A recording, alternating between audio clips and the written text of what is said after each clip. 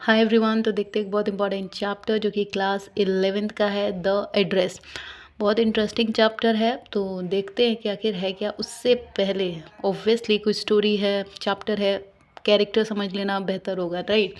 Starting में तो देखिए, इसमें जो मेन कैरेक्टर्स हैं, सबसे पहली बात है कि इसमें जो मेन कैरेक्टर्स है वो ये है, मिसेस एस, डॉली और डॉली की बेटी। इसके अलावा एक है मार्गा मैनको, जिन्होंने ये चैप्टर लिखा।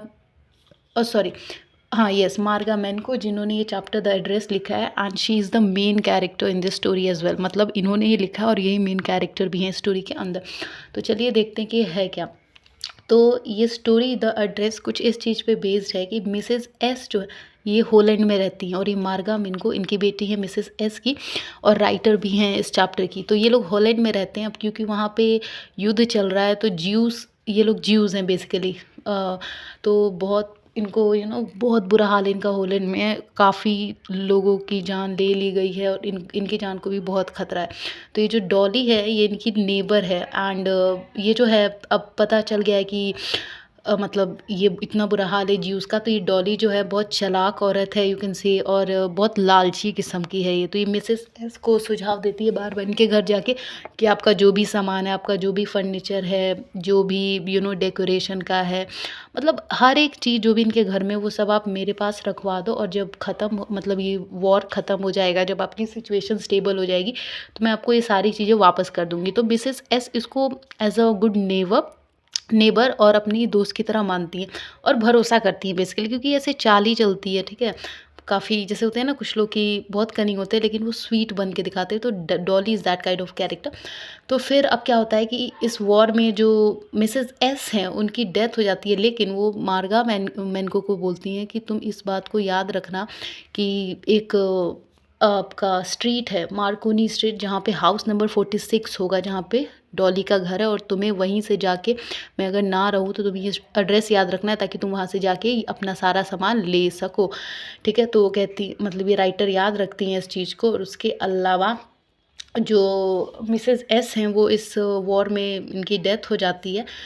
तो फिर मार्गम इनको याद रहता है कि इनकी मम्मी ने कहा था मिसेस एस ने कि तुम ये हाउस नंबर 46 मार्कोनी स्ट्रीट को याद रखना, ताकि जब ज़रूरत पड़े, मतलब ज़रूरत नहीं कि तुम जाके अपना सारा सामान ले लेना वहाँ से, अगर मैं ना रहूँ तो तुम्हें अकेले नहीं जाना पड़ेगा, इसलिए तुम्हें एड्रेस याद रखना जो तो ज़रूरी है। तो इनको याद रहता है।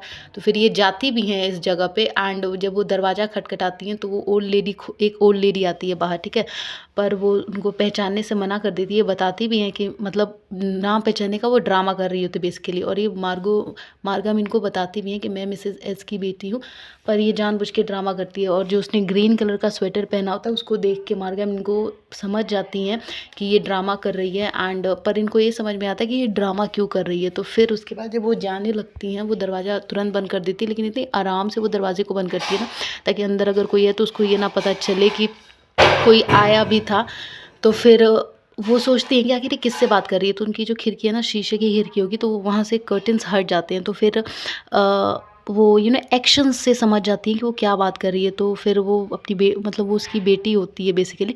तो उसको वो बताती है कि नहीं, ऐसे कोई ख़ास नहीं था, ये वो झूठ बोल देती है अपनी बेटी को भी। तो फिर मार्गम इनको सोचती है कि ऐसा क्यों कर रही है। फिर उसके बाद ये दोबारा आती है नेक्स्ट डे। तो फिर वो जो लेडी होती है डॉली, वो नहीं होती है घर पे। तो उनकी बेटी जो है वो 13 या 14 साल की है, वो दरवाज़ा खोलती है, ठीक है। फिर मार्गम इनको को कहती है कि मुझे आपकी मम्मी डॉली से मिलना है। तो कहती है वो तो अभी नहीं है, वो ऑफिस गई हैं। तो फिर उनकी बेटी जो है उसको अंदर आने का ऑफ़र करती है मार्गम इनको को।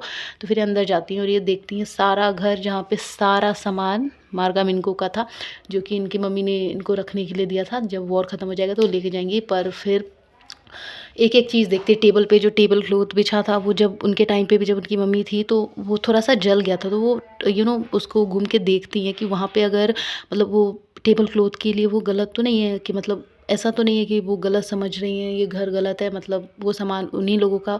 तो वो, पर उनको उस टेबल क्लॉथ पे भी वो जला हुआ मार्क उसी सेम जगह पे मिलता है। तो ये श्योर, वैसे तो ये श्योर ही थी वो सारे सामान को देख के, पर उसको देख के भी वो और श्योर हो जाती हैं। और एक हनुक्का, जो कि कैंडल के लिए बहुत सारे होते हैं, मतलब एक ही में वो एक स्टैंड टाइप होता है, लेकिन ये लोग कभी इसको यूज़ नहीं करते थे। तो उसमें वो कैंडल जल रही थी।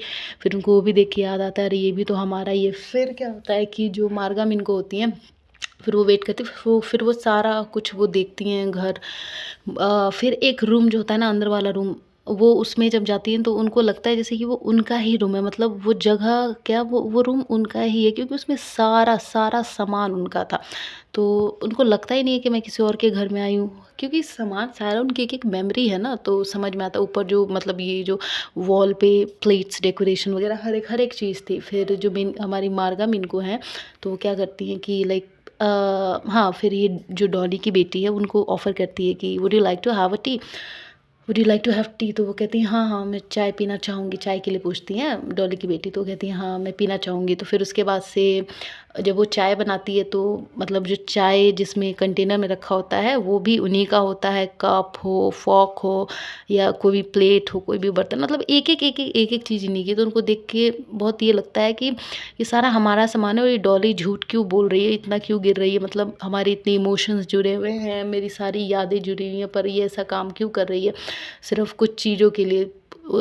किसी की एक इमोशन जुड़ी हो ना, मतलब आपको, या अगर मान लीजिए आपका ही कोई सामान है, तो आपको वो देख-देख के याद आता है कि हाँ, ये इस मोमेंट से ये चीज़ें रिलेटेड है, तो इंसान खुश हो जाता है। तो मार्गा मिनको को बहुत बुरा लगता है कि डॉली, जिसको मेरी माँ ने अपना नेबर, अच्छा नेबर समझा, अपने दोस्त की तरह समझा, वो कैसे कर रही है।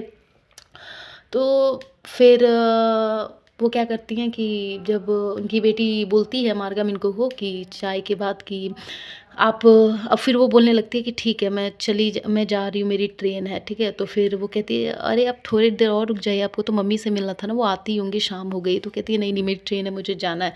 फिर वो घर से बाहर निकल जाती है, और वो स्ट्रीट पे खड़े होके उनकी आंखों में आंसू आ जाते हैं, मतलब उनकी आंखें नम हो जाती हैं।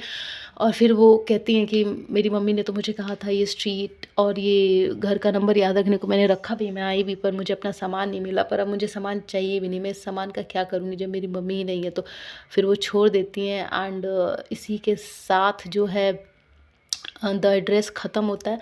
तो आप समझ सकते हैं कि कैसे it shows that humanity sometime falls in doubt. कई बार हमें इंसानियत पे ही शक होने लगता है डॉली जैसे लोगों को देख के, right.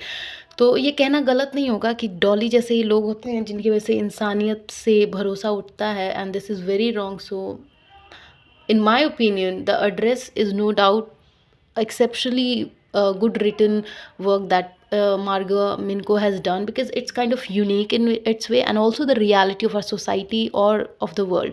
So yeah, it was all about the address, and I hope it's clear. And please do like, share, and subscribe, and share with your friends. Thank you, and comment, comment, comment.